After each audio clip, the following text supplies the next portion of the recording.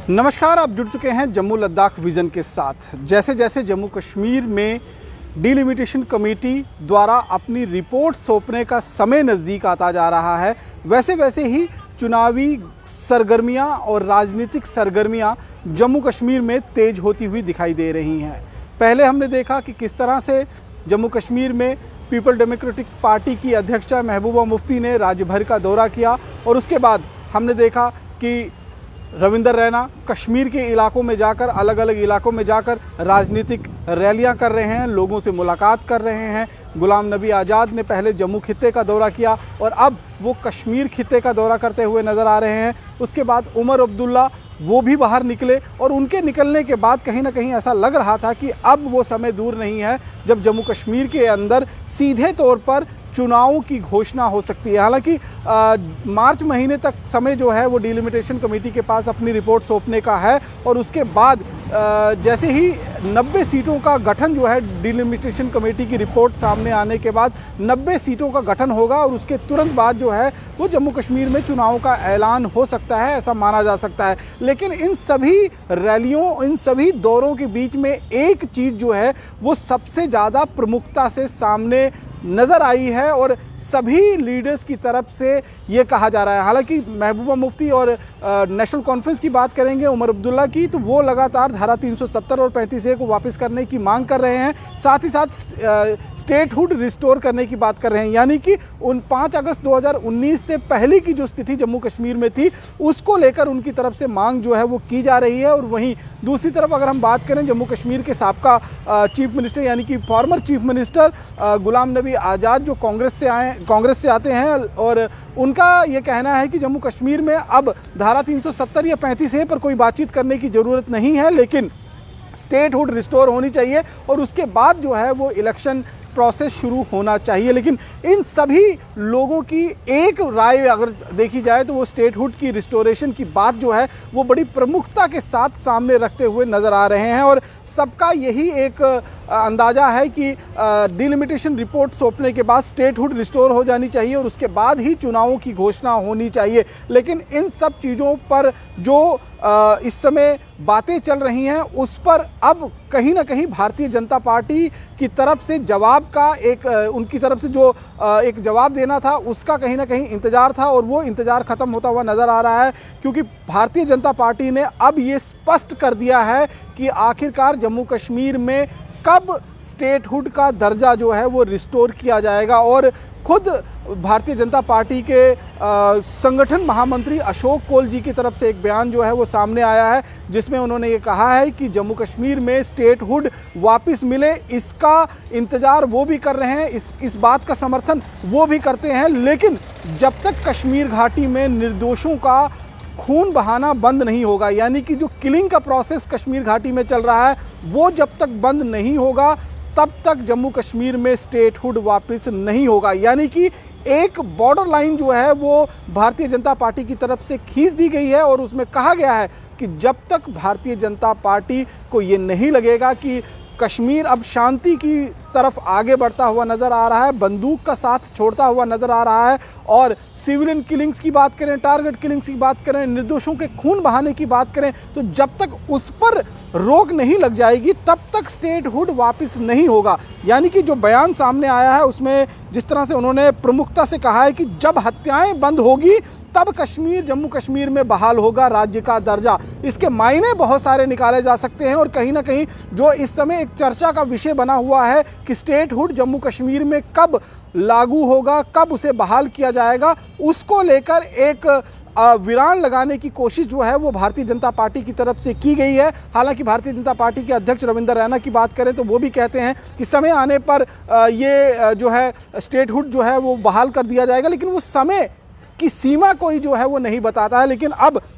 Bharatiya Janata party के संगठन मंत्री जो एक औहदा रखते हैं, एक रुतबा रखते हैं भारतीय जनता पार्टी जम्मू कश्मीर के अंदर और जिनकी केंद्र में भी सुनवाई होती है, उन्होंने एक बॉर्डर लाइन खींच दी है। उनका कहना है कि जो हत्याएं हो रही हैं उससे मैं बहुत आहत हूं, उससे बहुत दुखी होता हूं और अगर यही माहौल बना रहा तो फिर जम्मू कश्मीर में स्टेटहुड बहाल होने का कोई औचित्य नहीं रह जाता है। लिहाजा जब तक जम्मू कश्मीर में यानी कि खास तौर पर कश्मीर घाटी में बेगुनाहों का खून बहना बंद नहीं होगा, जब तक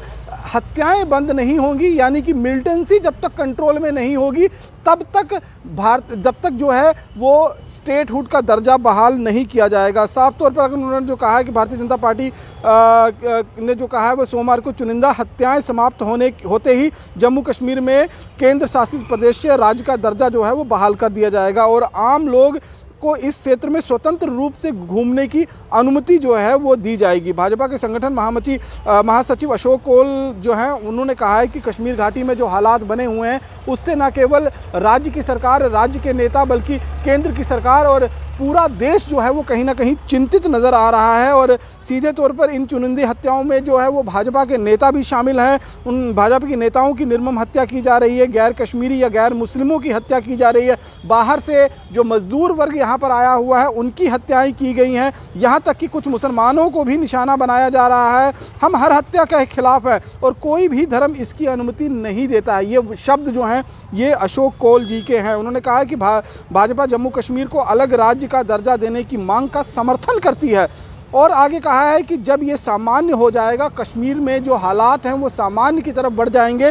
तब जाकर राज्य की बेहतरी होगी और राज्य का जो दर्जा है यूटी से राज्य का दर्जा जो है वो सीधे तौर पर हम कहेंगे कि उसे बहाल किया जाएगा। उन्होंने कहा है कि परिसन आयोग की रिपोर्ट जो है वो सौंपे जाने के बाद जम्मू कश्मीर में चुनाव करवाए जाएंगे। 6 मार्च तक का समय जो है वो डिलिमिटेशन कमेटी के पास है अपनी रिपोर्ट सौंपने के बाद, और उसके जब एक बार 90 विधानसभा क्षेत्र का एक रूपरेखा तय हो जाएगी, डिलिमिटेशन कमेटी जो है वो अपनी रिपोर्ट जो है वो सौंप देगी। और अब जैसा लग रहा है कि शायद जो बजट सत्र आएगा फरवरी मार्च के महीने के बीच में, उसी में ये रिपोर्ट जो है वो संसद भवन के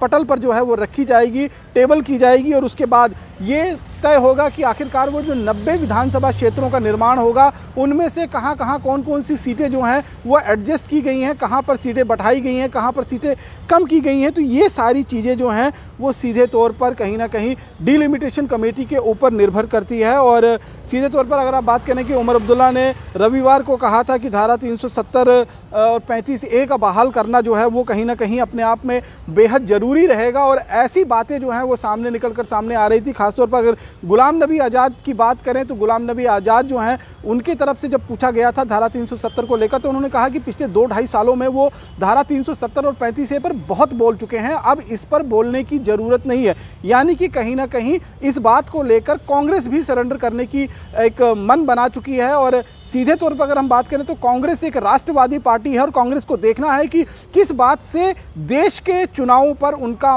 जो है वो माहौल बनेगा, और क्या अगर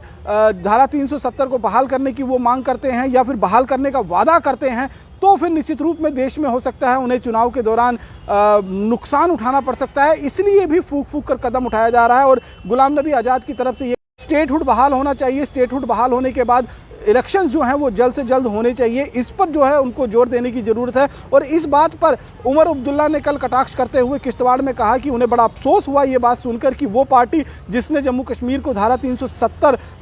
जैसा नायाब तोहफा जो है वो दिया था, उसने भी एक खुले मंच पर जो है इन बातों को सामने रखा जा रहा है। और सीधे तौर पर ये कहा जा रहा है कि